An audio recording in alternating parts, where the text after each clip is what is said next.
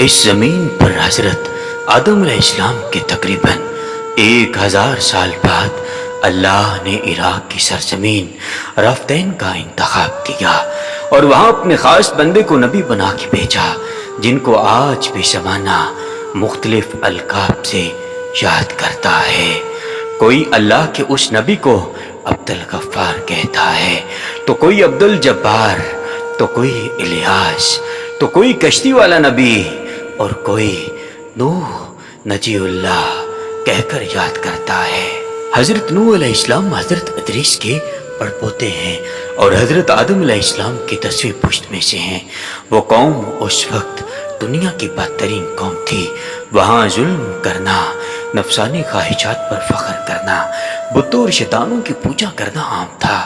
حضرت نوح علیہ السلام بچپن سے ہی ان کو بار بار سمجھاتے رہتے کہ اس کائنات کا مالک ایک اللہ ہے جس نے ہر چیز کو پیدا کیا۔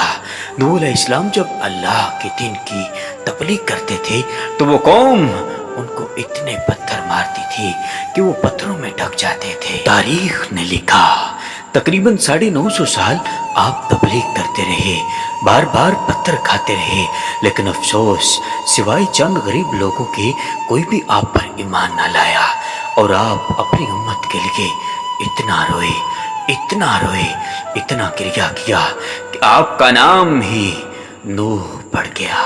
بس اتنے میں اللہ اپنے نبی پر وحی کرتا ہے کہ اے نوح، اب یہ تیری قوم ہدایت نہیں پائے گی۔ نوح علیہ السلام رو رو کے اللہ کے دربار میں فریاد کرتے ہیں، اے اللہ پاک، یہ لوگ ظلم کرنے کو مذاق سمجھتے ہیں، ایک دوسرے کی مدد کرنے کو بزدلی سمجھتے ہیں، تیری عبادت سے منہ موڑتے ہیں۔ اے اللہ، میری اس قوم کو نیست و نابود فرما دے۔ بس جیسے ہی نوح علیہ السلام نے یہ بددعا کی تو اللہ نے پیغام بھجوایا، اے نوح، ایک کشتی تیار کر، ان قریب تیری یہ ظالم قوم نیست و نابود ہو جائے گی۔ بس اللہ نے اپنے نبی کو وحی کے ذریعے بتایا اور اللہ کے نبی نوح علیہ السلام کشتی بناتے گئے۔ جیسا کہ نوح علیہ السلام ایک پہاڑ پر رہتے تھے تو نہ وہاں سمندر تھا، نہ دریا، نہ درخت تھے۔ بالآخر اللہ کے نبی نوح علیہ السلام نے درخت اگائے اور ان درختوں کی لکڑی سے کشتی بنانا شروع کی۔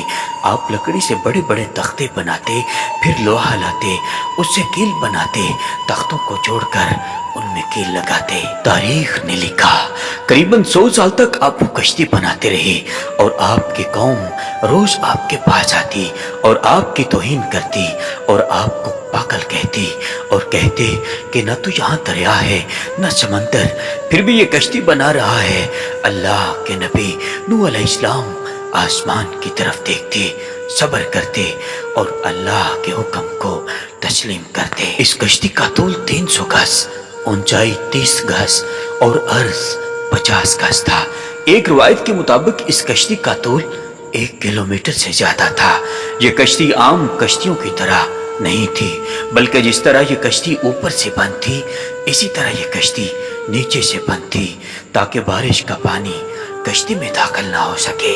بس جب کشتی تیار ہو گئی تو اللہ نے فرمایا، اے نوح، اس زمین پہ مختلف پرندوں اور جانوروں کے جوڑے کشتی میں سوار کرو تاکہ ان مخلوقات کی نسل آگے بڑھ سکے۔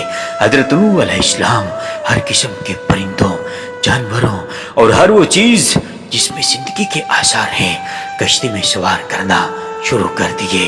پھر آپ انسانوں کو حجت تمام کرنے کے لیے کہنے لگے، اے لوگو، آؤ، یہ کشتی نجات کی کشتی ہے، جو بھی اس کشتی میں آئے گا وہ اللہ کی امان میں ہوگا۔ اور وہ پوری قوم ہنستی رہی۔ تاریخ نے لکھا کہ آپ کے ساتھ تھوڑے ہی لوگ تھے جن کی تعداد بعض کتابوں میں 80 بتائی گئی ہے، جن میں آپ کے 3 فرزند حام، سام، یافت اور ان کی بیویاں بھی موجود تھیں۔ اللہ نے اپنے نبی سے کہا کہ ان قریب تندور سے پانی ابلے گا اور پوری قوم کو نیست و نابود کر دے گا۔ اس بات کو سن کے قوم نوح ہنسی رہی تھی کہ تندور سے پانی ابلنے لگا، اور اس پانی کو دیکھنے کے لیے لوگ دور دور سے آتے، ہنستے، لیکن کچھ ہی دیر میں ان کی ہنسی ختم ہو گئی، کیونکہ وہ پانی اتنا بڑھتا گیا کہ ان کے تمام گھر پانی میں ڈوب گئے، اور اوپر سے بارش بھی برسنا شروع ہو گئی۔ قوم نوح یہ سمجھ رہی تھی کہ یہ طوفان کچھ دیر کے لیے ہے، تو جو وہ اونچے اونچے پہاڑوں کی طرف جانے لگے۔ ان کافروں میں حضرت نوح کے بیٹے کنعان بھی شامل تھے۔ جیسے ہی حضرت نوح علیہ السلام نے دیکھا کہ وہ بھی کافروں کے ساتھ پہاڑ پر چڑھ رہا ہے، تو آپ نے زور سے آواز دی، اے کنعان، اس نجات کی کشتی میں آ جاؤ۔ لیکن وہ مشرکین کے ساتھ غرق ہو گیا۔ اس وقت پانی زمین سے 10,000 گز پر تھا۔ مسلسل پانی بڑھتا رہا اور چڑھتا رہا۔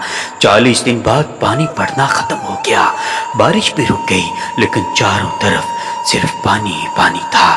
تقریباً 5 ماہ تک کشتی پانی میں ہی طواف کرتی رہی، کسی جگہ پر نہ ٹھہری۔ بالآخر دریا دجلہ کی مشرقی سمت میں پہاڑی، جس کو کوہ ارارات کہتے ہیں، اس کی ایک چوٹی کا نام جودی ہے۔ اس چوٹی کی اونچائی تقریباً 13,000 فٹ ساحل سمندر ہے۔ کشتی نوح اس چوٹی سے ٹکرا کے ٹھہر گئی۔ یہ تاریخ 10 محرم اور جمعے کا دن تھا۔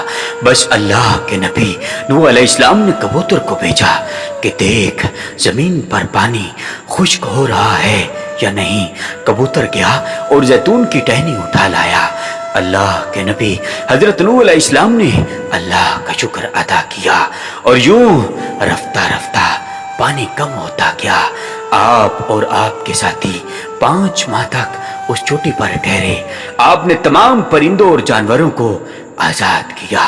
اس پہاڑی پر اللہ کا شکر کرتے رہے، ذکر کرتے رہے، دنیا کو پھر سے آباد کرنے کی سوچ میں مگن رہے۔ تاریخ نے لکھا کہ آپ کے ایک بیٹے سام، جس سے عربی نسل چلی، دوسرے بیٹے حام، جن سے سوڈانی نسل چلی، اور یافت، جن سے ترک نسل چلی، اور یوں آپ اور آپ کے بیٹوں نے دنیا کو پھر سے آباد کرنے کا فیصلہ کر لیا۔ قریباً طوفان کے 60 سال بعد اس فانی جہان سے دارالبقا کی طرف نوح علیہ السلام کوچ کر گئے۔ اللہ نے فرمایا، ہم کشتی نوح کو آنے والی نسلوں کے لیے عبرت کا نشان ٹھہرائیں گے۔